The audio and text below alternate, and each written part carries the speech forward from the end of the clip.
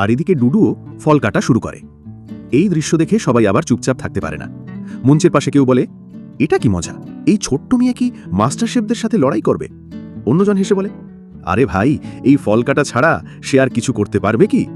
ততক্ষণে টিংটং শেফের তৈরি খাবার বিচারকদের সামনে পরিবেশন করা হয়। দাদিমা বলে, গন্ধ তো বেশ ভালো আসছে। বিচারকরা এক এক করে খাবার চেখে দেখে। জিয়া বলে, ব্রাদার, এটা সত্যিই খুব সুস্বাদু, তোমারও টেস্ট করা উচিত। যেন স্বাদ নিয়ে বলে, হ্যাঁ, সত্যিই সুস্বাদু, দ্রুতই স্ত্রীর কাছে পাঠাও টেস্ট করার জন্যে।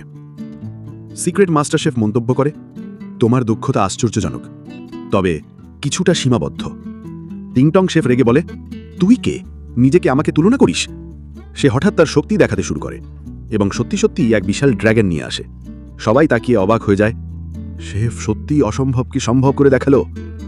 এরপর সে জোরে চেঁচিয়ে বলে, তোমরা দেখেছ কি, এটা কোনো সাধারণ দক্ষতা নয়, এটা তো সুপার পাওয়ার। এটা কি স্বর্গ থেকে এসেছে বুঝতে পারছো?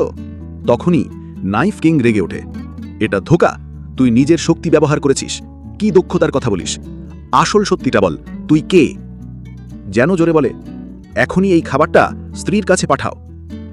এরপর সিম কাট করে দেখা যায় এক স্টাফ ইউর কাছে একের পর এক ডিশ নিয়ে আসে, তবে সে একটাও চেখে দেখে না। কিন্তু যখনই তার সামনে আরেকটা ডিশ আসে, তখন সে সেটা খেয়ে বলে, এটা কার তৈরি?